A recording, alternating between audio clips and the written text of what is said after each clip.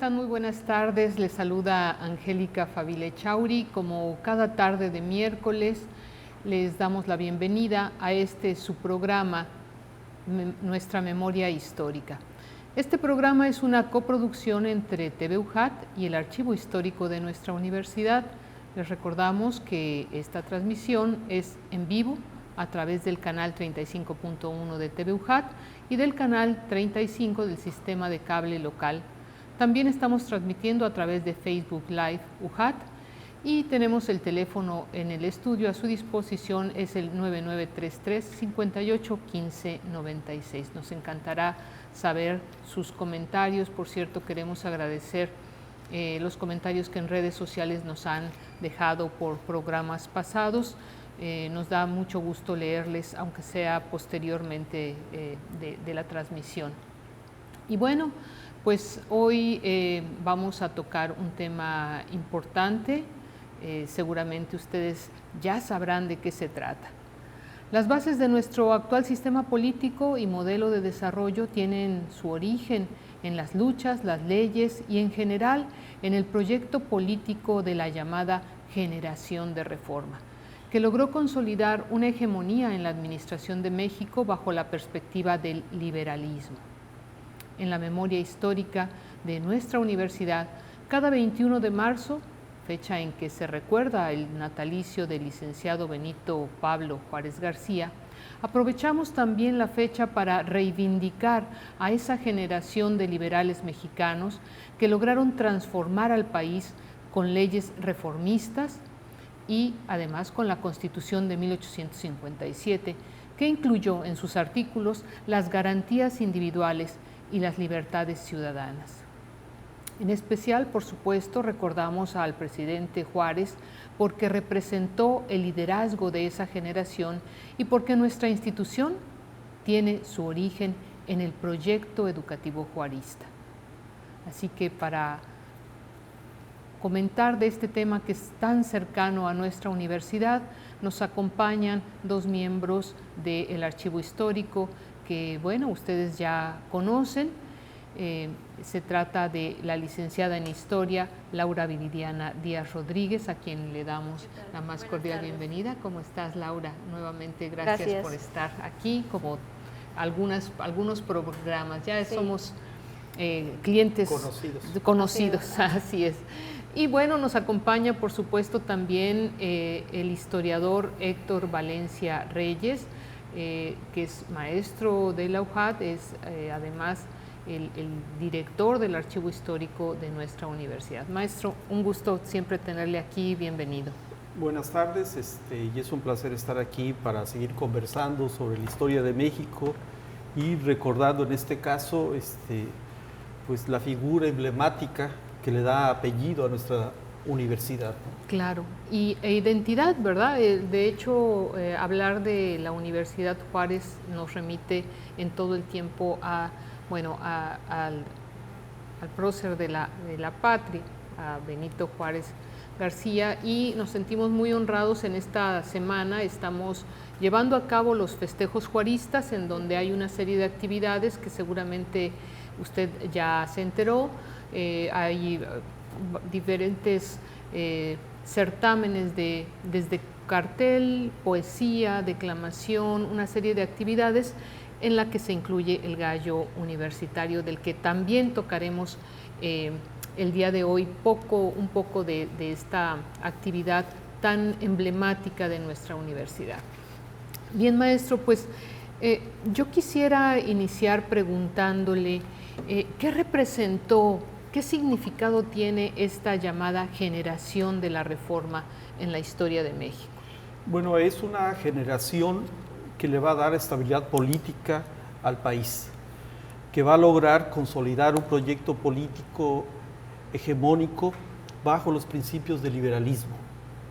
Cuando decimos que le da estabilidad es porque es una generación que va a lograr establecer un modelo de desarrollo bajo la perspectiva del liberalismo, rebasando las inercias, los obstáculos y las posiciones de los conservadores.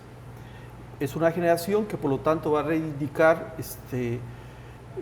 la formación y el funcionamiento de México bajo lo que es una república federalista, de corte democrático, y que va a intentar impulsar el capitalismo en México en diversos niveles. Por lo tanto, es una generación que está preocupada por tener un sistema jurídico sólido, un sistema jurídico que le permita a la población tener certeza de que ante las problemáticas, las querellas, los dilemas, se va a impartir justicia, y que el Estado va a tener instituciones sólidas que puedan procurar esa justicia.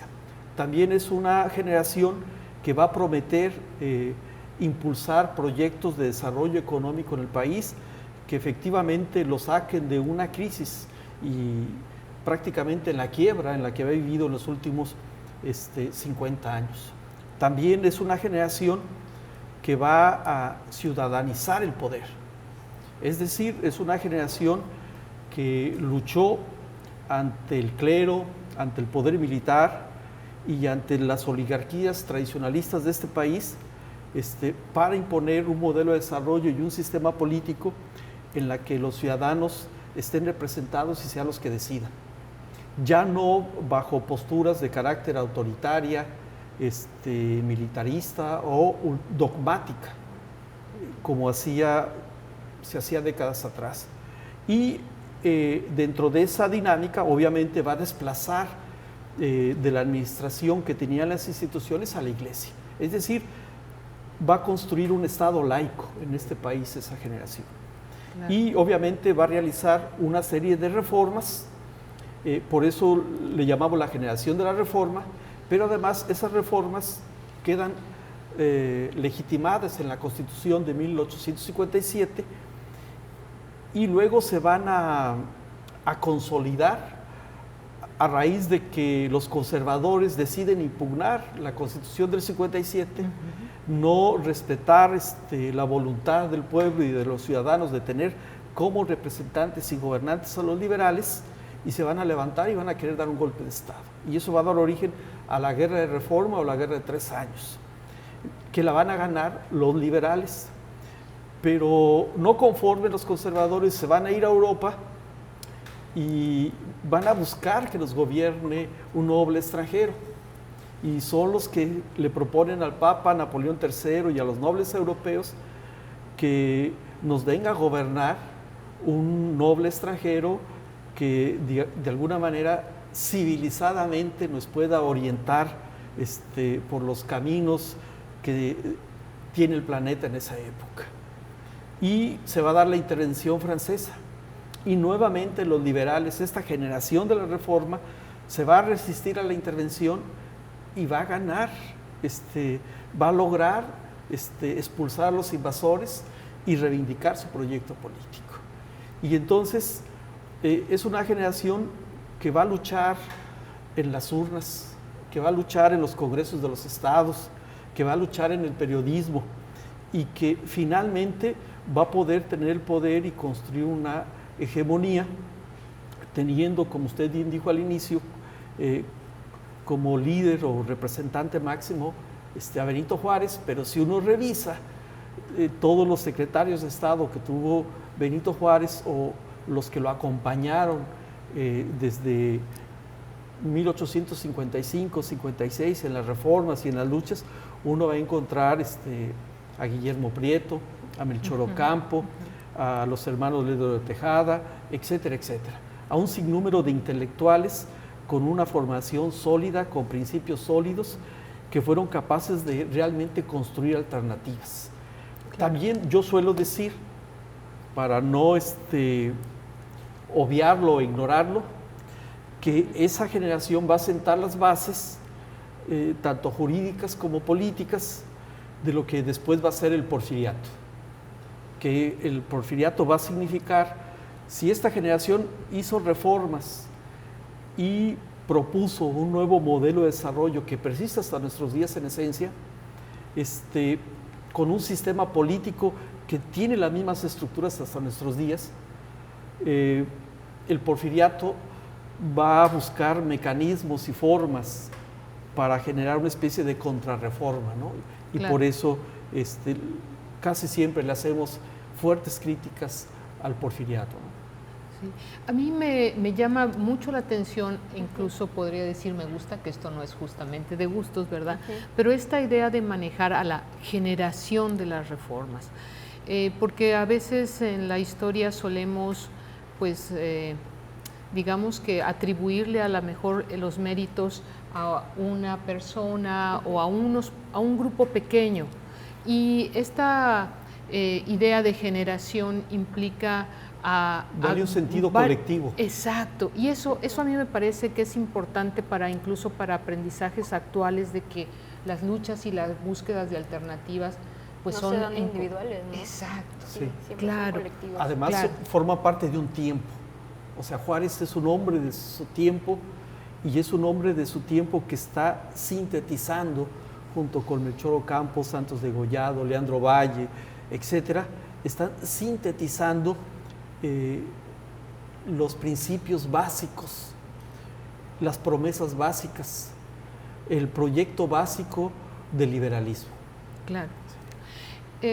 Licenciada Laura, hablábamos entonces hablamos de una generación en donde seguramente habrá muchos otros personajes que destacan, algunos conocidos, algunos otros menos conocidos, pero este liderazgo, ¿qué características tenía o por qué sobresale el licenciado Benito Pablo Juárez García dentro de esta generación como líder? Bueno, retomando un poco lo que había comentado, había platicado ya el maestro, pues estamos hablando de un contexto, para empezar, sumamente marcado también por guerras, por movimientos armados, una invasión en el país, y en ese sentido tenemos las dos posturas, tanto de liberales como de los conservadores y proimperialistas.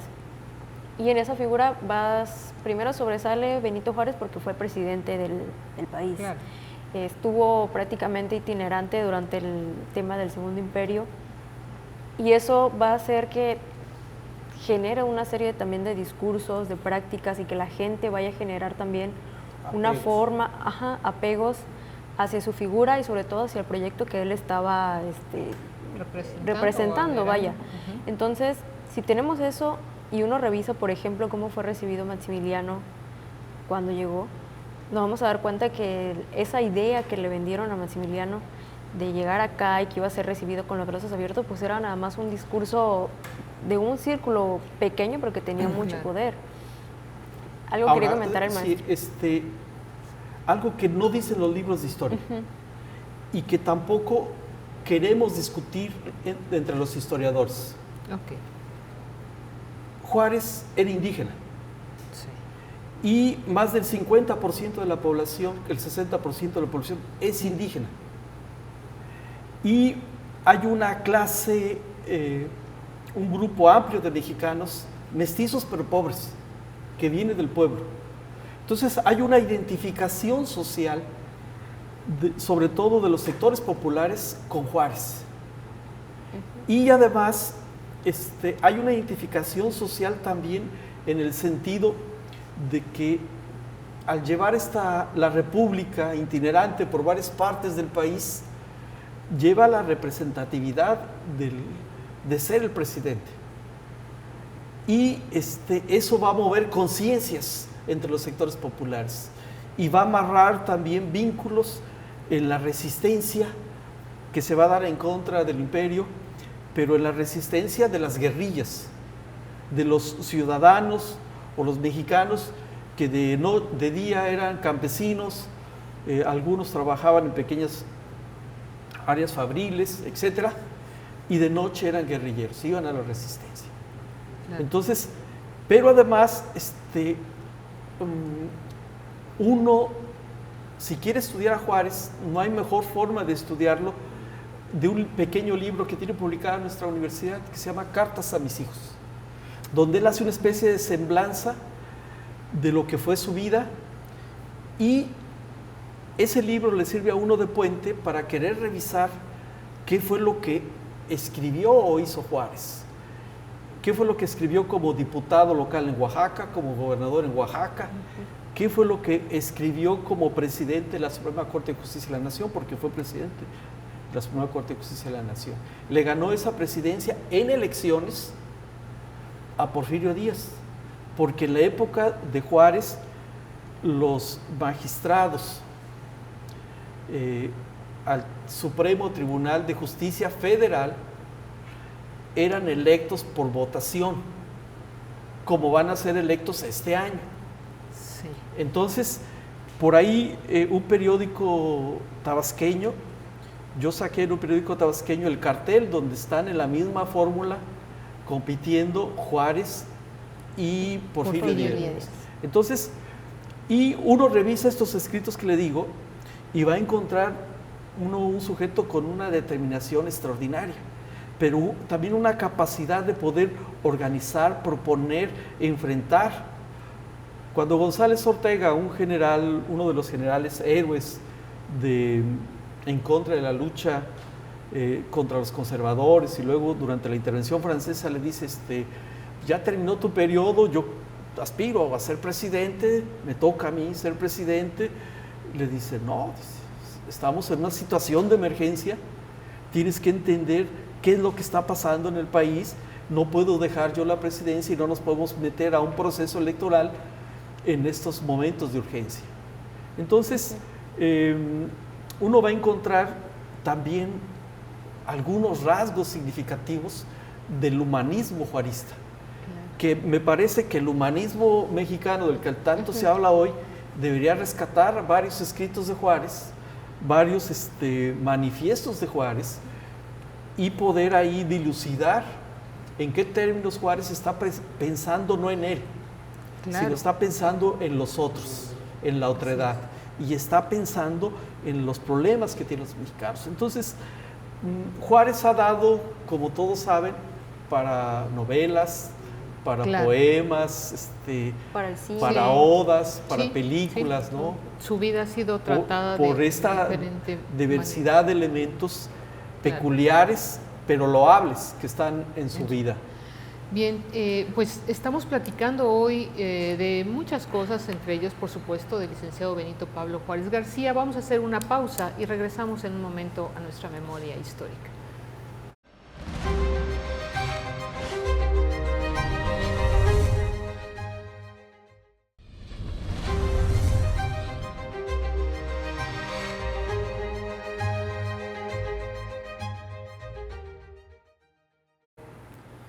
Regresamos a nuestra memoria histórica el día de hoy, platicando sobre el presidente Benito Juárez García, pero además no solo sobre él, sino por esta generación que le acompañó y que hizo posible las reformas que con esta perspectiva liberalista dieron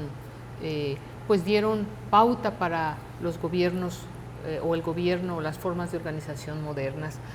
Hablábamos antes del corte, maestro Laura, de esta personalidad de Benito Juárez, que bueno, efectivamente era un líder legitimado por la presidencia, pero no era solo eso, sino tenía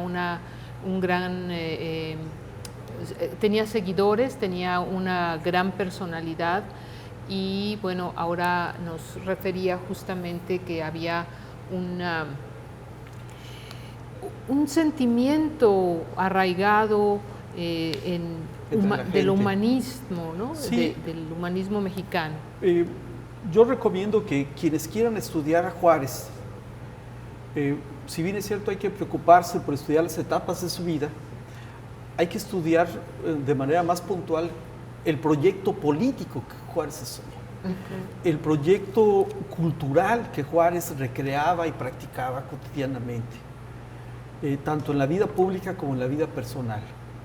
Y en ese proceso uno va a encontrar que ese proyecto político, bajo la perspectiva del liberalismo, insisto mucho en esto, es un proyecto que está pensando cómo reactivar los procesos productivos en México, cómo generar nuevas instituciones educativas, cómo aprovechar la ciencia para el desarrollo social, cómo tener instituciones sólidas que no permitan la corrupción, que no permitan la impunidad, cómo generar estrategias para que el pueblo saliera de ese dogmatismo religioso en el que había estado controlado desde la colonia hasta esa época, y desde luego propuestas para que participaran nuevos sectores sociales tanto en la vida pública como en la vida económica. Por ejemplo, a Juárez le debemos que existiera una preocupación científica y educativa por reorientar el aprendizaje en este país bajo la lógica del positivismo. Él se trae a Gabino Barreda para que funde la Preparatoria Nacional. Y también sus seguidores en distintas partes del país se preocupan por crear institutos científicos y literarios. ¿Por qué institutos científicos y literarios? Porque en México se tenía la idea de que las instituciones de educación superior eran las únicas que había, la única que había existido era la Universidad Real y Pontificia de la Ciudad de México.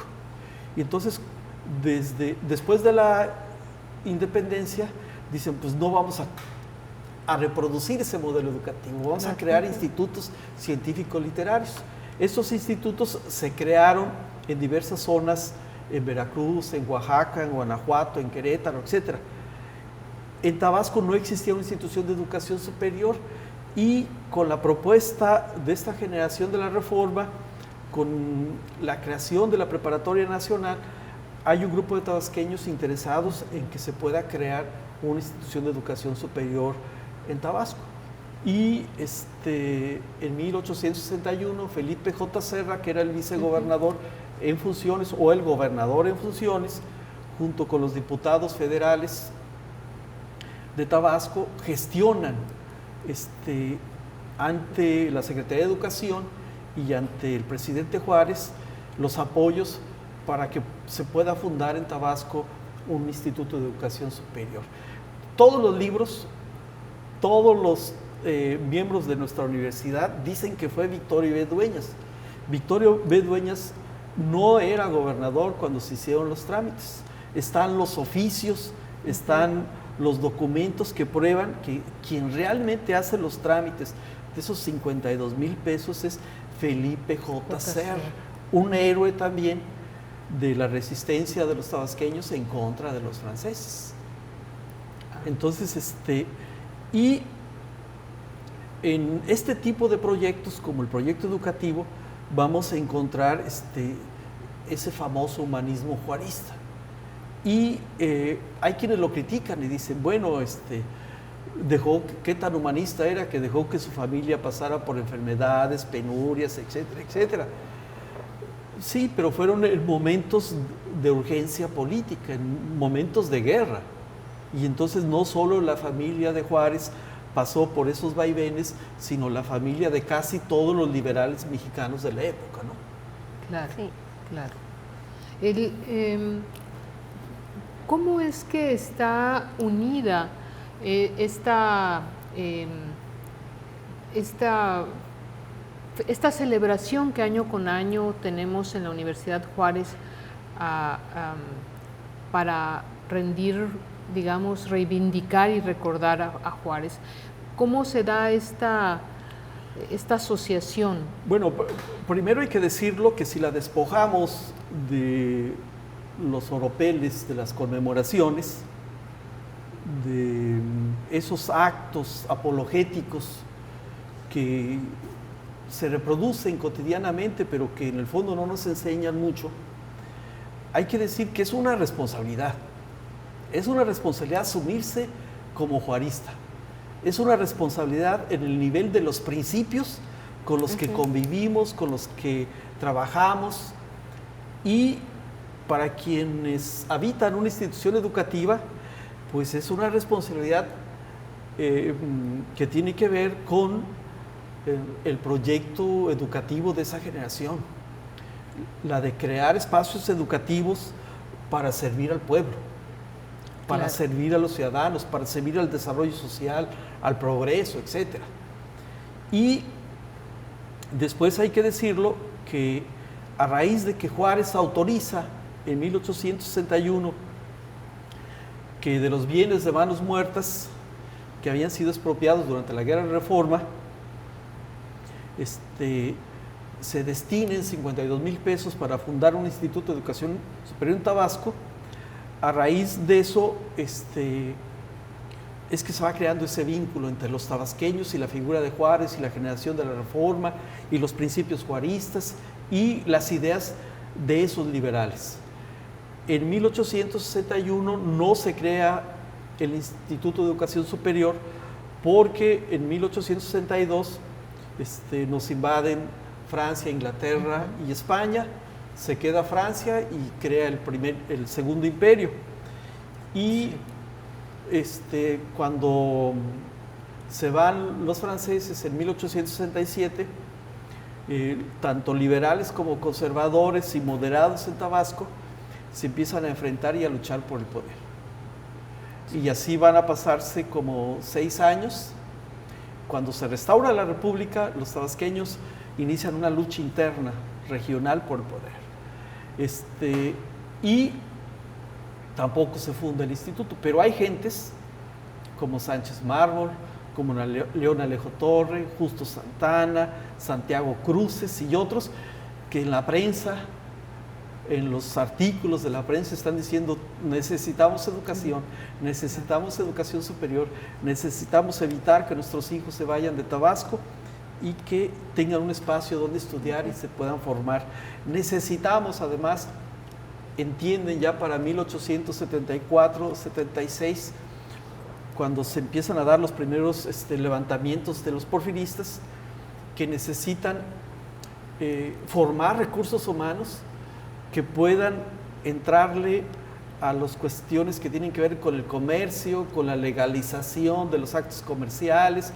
Por lo tanto, necesitan abogados, necesitan notarios, necesitan gente experta en agrimensura, para cuestiones del campo, cuestiones que tengan que ver con la farmacología para atender los problemas de salud, etc.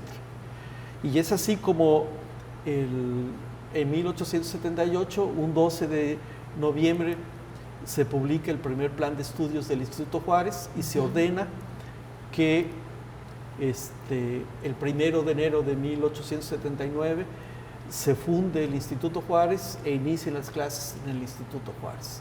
Y en todo ese proceso, la figura de Juárez va a estar presente. Y la gente dice, ¿y desde cuándo empiezan a reivindicar a Juárez? Desde la propia inauguración.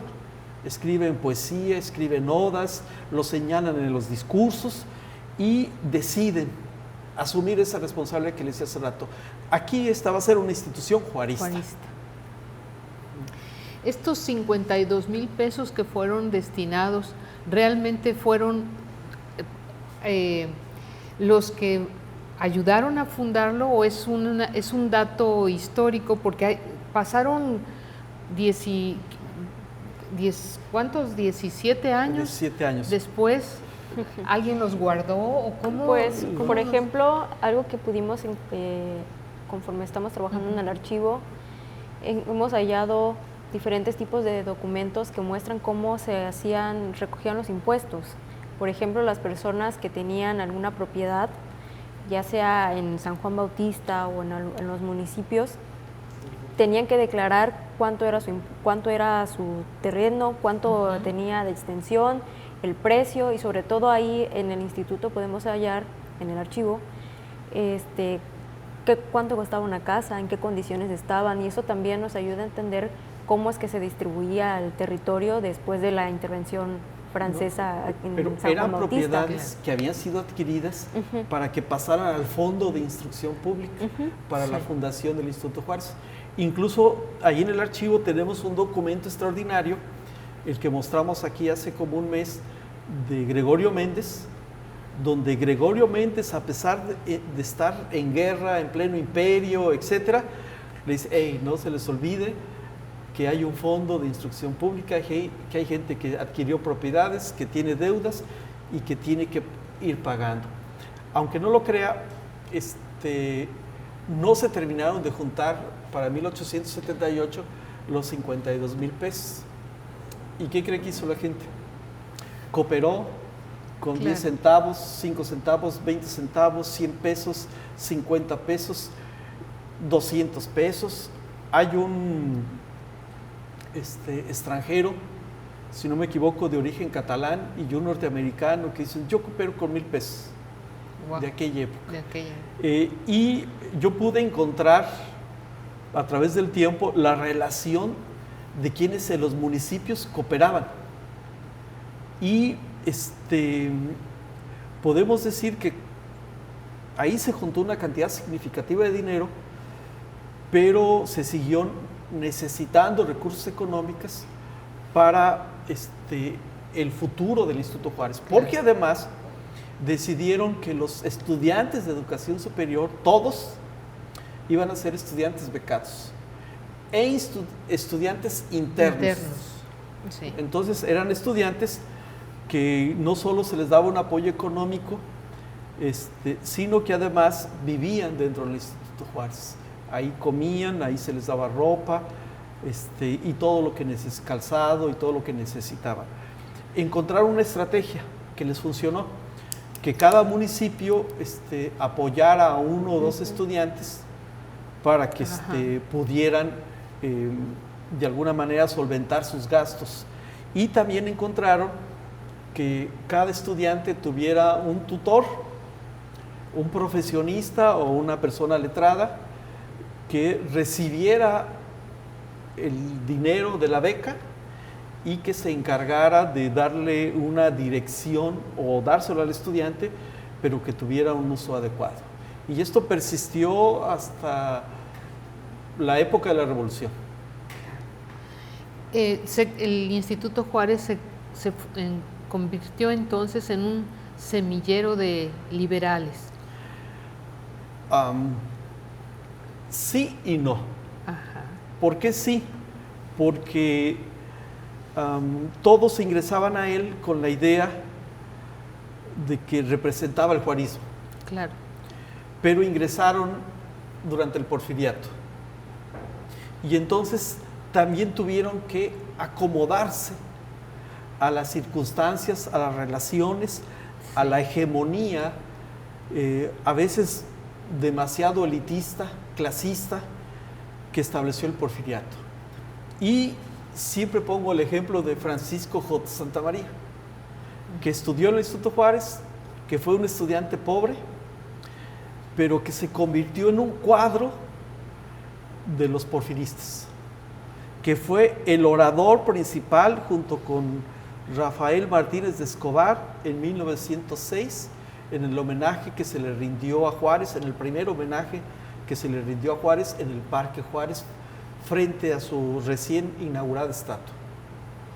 Y después Francisco J. Santamaría se empieza a vincular para 1910 con los antirreeleccionistas y luego con los revolucionarios. Y entonces Santamaría es una simbiosis entre los principios del liberalismo y las enseñanzas, el sentido de pertenencia y de lealtad a los porfiristas por ser un cuadro de ellos. Algún día analizaremos esto cuando hablemos de Santamaría. Claro. Sin duda, bueno, hay muchas cosas que descubrir en la historia porque hay pasajes que se desconocen. Sí. ¿Cuáles fueron algunos de los alumnos destacados que pudiéramos recordar que iniciaron estos primeros programas, si tuvieran alguna referencia sobre? Bueno, hay estudiantes del área de farmacología, están los Pedrero de la zona de Teapa. Joaquín Pedrero, si no me falla la memoria, y suelo decir que tengo muy mala memoria, es el primer titulado de notario público. Los primeros titulados son aquellos que estudian notaría, o sea, los que corresponden al área de jurisprudencia. Después se empiezan a titular también los agrimensores, Y el más famoso de ellos es José N. Rovirosa, que aunque no estudió dentro del Instituto Juárez, sí se tituló dentro del Instituto Juárez. Y tenemos en el archivo su acta de examen profesional. Bien. El día de hoy trabajamos con el tema de la generación de las reformas, en donde por supuesto aparece indiscutiblemente la figura de Benito Juárez García. Estamos en nuestra memoria histórica y regresamos en un momento. Vamos a una pausa.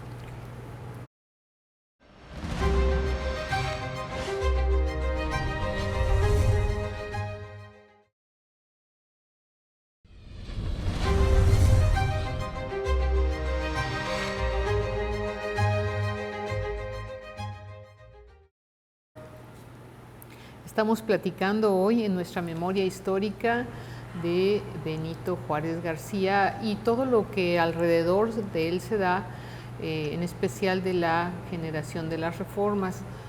Y bueno, hemos destacado ya algunos de los, pues de estas significativas acciones que realizó para entretejerse en la historia de Tabasco. Yo le preguntaría, licenciada Laura, en el pasado, ¿cómo era recordada la figura de Juárez en las mismas fechas que se hace ahora? ¿Cuáles eran este motivo de celebración y de homenaje que se le hace a Juárez? Bueno, en nuestro contexto aquí en Tabasco y sobre todo con el tema del Instituto Juárez, pues va a adquirir un significado mucho más simbólico para los tabasqueños, sobre todo porque es con Juárez que se hace esa gestión de los recursos que ya había mencionado el maestro hace un momento. Es con él que, bueno, autoriza cuando estaba en la figura de presidente, y aunque se da mucho tiempo después, pues se sigue recordando su incidencia y la decisión que se creara el Instituto Juárez, porque es este centro de educación superior que existe en Tabasco hasta ese momento. Entonces, aquí se va a recordar en su natalicio, cuando fallece, también cuando se conmemora el 27 de febrero, porque es parte de una época y un contexto histórico que tiene que ver con una lucha liberal contra la intervención francesa, en este caso en Tabasco. Y entonces, aquí, al menos con el Instituto Juárez, se van a tomar muy en serio el recordar esa figura, el recordar lo que significó para su propia historia de liberal y obviamente para darle significado a su propia identidad como estudiantes y administrativos de este Instituto Juárez. En el caso, habíamos mencionado aquí en el comercial, por ejemplo, lo del centenario del natalicio y cómo los propios estudiantes van a hacer gestiones y van a hacer actividades que desde el propio instituto les ayude a difundir lo que ellos pensaban del juarismo, a través de la literatura y de la escritura en la prensa, sobre todo en los concursos literarios y de oratoria, porque es ahí donde los estudiantes van a exponer pues su propia idea, tanto del liberalismo, de lo que era el poder, de lo que era liberarse de un poder imperialista, y también de entender, bueno, qué significa para ellos la figura de Benito Juárez y sobre todo el tema del juarismo como una perspectiva política. Ajá, como una doctrina. Ajá, exactamente, política y también social, porque eso está todavía permeando. ¿Quiere comentar algo? Yo, hace tiempo, hace como 15 años, me di a la tarea de hacer un archivo digital sobre la presencia de Juárez en Tabasco. Y aunque usted no lo crea, el 18 de julio, que se conmemora el día de su fallecimiento, él fallece en 1872, se hacían también muchas actividades como el 21 de marzo. Las veladas literarias, sí, por ejemplo.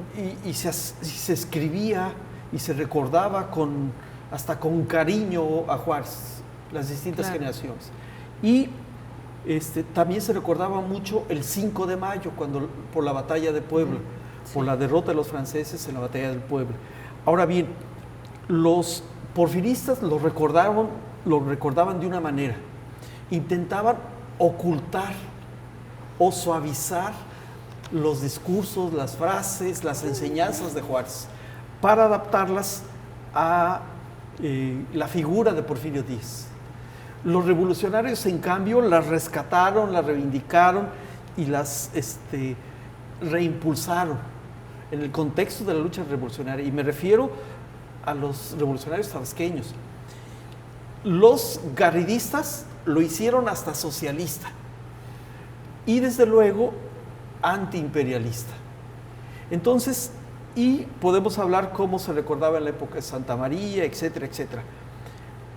Lo que quiero decir es que cada generación ha hecho suyo a Juárez de diferente manera.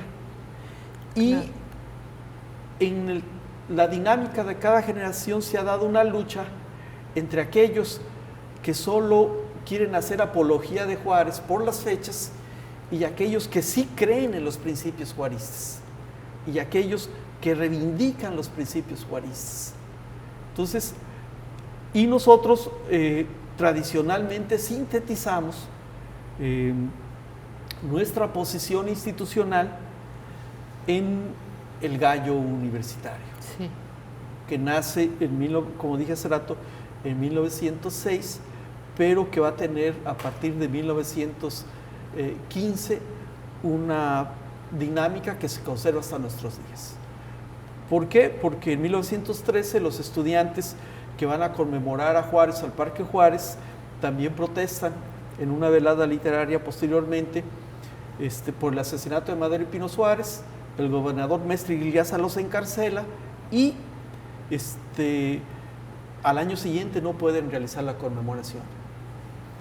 Esto genera que cuando llega Francisco J. Múgica, los estudiantes piden permiso para volver a hacer el festejo. El gobernador dice, bueno, ¿por qué me tienen que pedir permiso? Entonces ya le explican lo que había sucedido 2 años antes y Múgica les dice, no, pues vamos a hacer lo siguiente. Cuando se está organizando el gallo, el gobernador baja del Palacio de Gobierno, lo acompañan los miembros del Congreso del Estado, del Tribunal Superior de Justicia y se reencuentran con los estudiantes. Se saludan y se vuelven a hermanar y de ahí salen juntos a reivindicar a Juárez y al juarismo y frente a la estatua de Juárez a volver a fraternizar, digamos, o a refrendar el pacto entre estudiantes y autoridades. Para al menos contribuir un poquito más sobre esta, creo que es importante recordar que al menos el primer director del Instituto Juárez es Sánchez Mármol, y esa es una figura muy importante dentro de la lucha contra el intervencionismo aquí en Tabasco, y que él va a mantener comunicación, relación diplomática y obviamente directa con el presidente. Y el hecho de que él, que estuvo en ese contexto, que vivió en ese momento histórico junto a también todo este proceso de Benito Juárez, habla de esta visión que todavía conservaba de ese momento histórico y que lo va a llevar al Instituto Juárez. Propiamente hablando de qué tipo de actividades se realizaban, pues eran las veladas literarias, involucraban a la población, al gobierno en turno también, pero eran eventos, por ejemplo, los concursos literarios y concursos de oratoria. Creo que eso es importante para los jóvenes que aún hoy participan, ¿no? Y como parte de los festejos juaristas, que de ahí deviene eso. ¿No? Y escribían. Por ejemplo, este trabajo de Sánchez Mármol dice, Juárez es mi tea y mi luz, es mi héroe, y yo sigo a Juárez como parte de mi vida pública y mi vida social. Este es un trabajo de 1899, está publicado en 1899, pero de Simón Parra es de 1888. Aunque no lo crean, yo hice una antología de estos trabajos y va a encontrar uno cada año 4 o 5 trabajos. Y uno revisa la calidad literaria de esos trabajos y uno dice, o sea, era gente que tenía una erudición.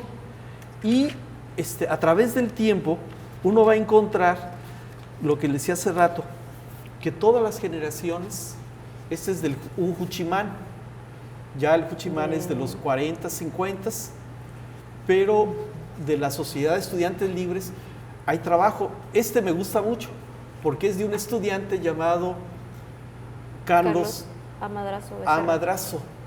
Y si es de 1930, tenía 15 años. Y ahí están los conceptos del liberalismo. O sea, el trabajo, el escrito es sobre los conceptos del liberalismo. Pero como le decía, uno va a encontrar de Rafael Domínguez, de Ochoa Lobato, va a encontrar de Antonio Campo Ramírez, de Miguel Paredes Campos, de Antonio Suárez, un poco más reciente, y paradójicamente va a encontrar unos pocos trabajos de mujeres que se asuman como juaristas. Y lo que sí es común encontrar es que las mujeres participan desde 1906 en los festejos en torno a Juárez. Por ejemplo, en el de 1906 participa, aquí tengo Aurora Angélica Trujillo, en un evento musical donde ella va a tocar el piano. Adelina Martínez, alumna de la Escuela Normal, va a pronunciar una oda. Consuelo Rodríguez, Aurora Angélica Trujillo, ya dije, y Evangelina Adams. Solo en el programa oficial de 1906.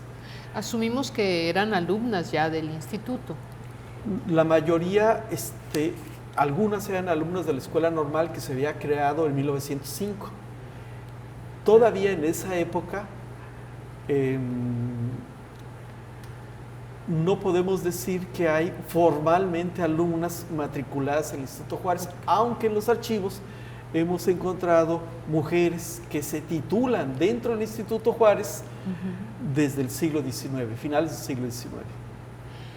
Esta preservación de la ideología juarista, del espíritu humanista que se cultivó y que se cultiva en el Instituto Juárez, tuvo que tener el impulso necesariamente de docentes y del tipo de diseño de los programas educativos. Sí. Hay toda una generación, no solo de estudiantes, sino de maestros. Están entre ellos los Casasus, los Pellicer, los Graham, que a pesar de pertenecer a las élites, van a reivindicar poderosamente como docentes, o van a participar en los eventos juaristas. Uno de los organizadores allá por 1880-81, que de manera efusiva va a participar constantemente, va a ser José N. Rovirosa, porque era secretario del Instituto Juárez.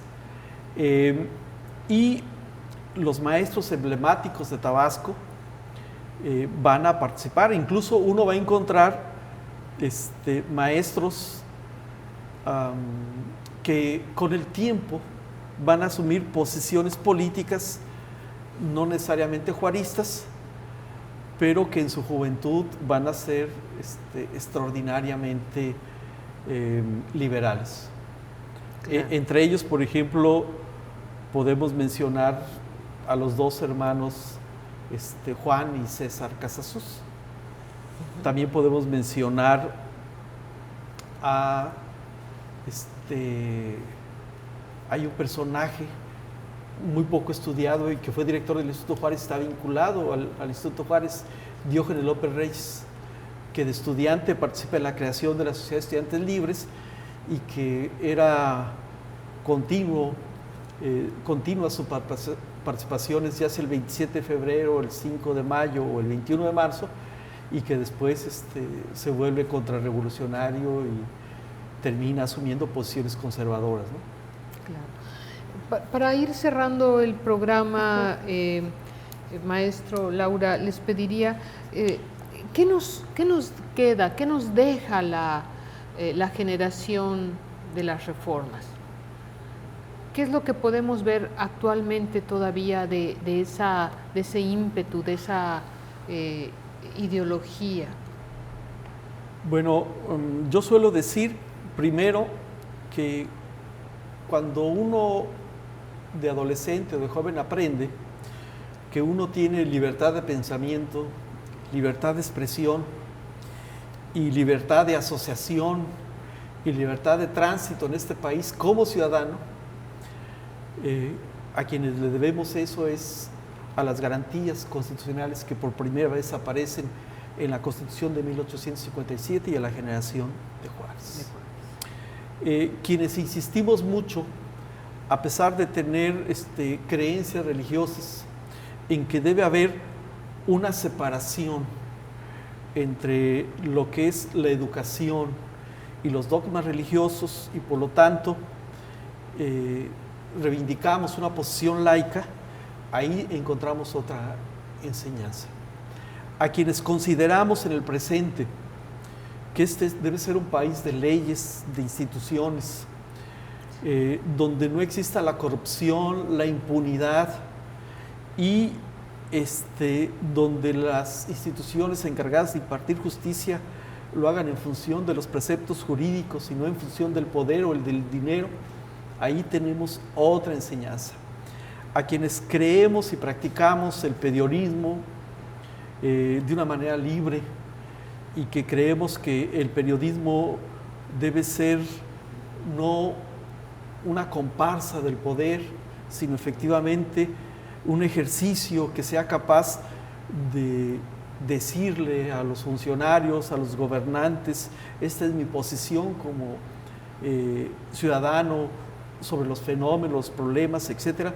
Ahí encontramos otra enseñanza. Pues sin duda una No sé larga... si- Creo que por el tiempo, pero Sí. habría que agregar que la historia de la Universidad Juárez Autónoma de Tabasco no puede pensarse sin Sí. ese antecedente. O sea, Claro. tan sencillo como eso, claro, entendiendo que tiene sus matices, sus momentos, pero nace de allí, de ese contexto de la reforma, de la figura de Benito Juárez y sobre todo esa idea liberal de la educación y del juarismo, con su aplicación en Tabasco. Entonces creo que esa es como mi aportación y reflexión de qué nos deja la época de la reforma hasta nuestros días. Yo, Claro. yo creo para Bien. la educación de las niñas, que con él se empezaron a crear las escuelas de niñas. Además, sí. Bien, pues el tiempo se nos ha ido muy rápido y bueno, quiero agradecer la participación de la licenciada en Historia, Laura Viridiana Díaz Gracias. Rodríguez, por Muchas estar gracias. nuevamente aquí, compartirnos todos sus conocimientos, igual al maestro Héctor Valencia Reyes, que ambos integrantes del Archivo Histórico Universitario. A usted, querido auditorio, pues muchas gracias por su participación, por su amable compañía, y les esperamos el próximo miércoles. Recuerden que todos los miércoles a las 5 de la tarde tenemos una cita con nuestra memoria histórica para remover recuerdos o para generar aprendizajes. Yo me despido de ustedes, soy Angélica Fabile Chauri y les deseo una excelente tarde. Muy buenas tardes.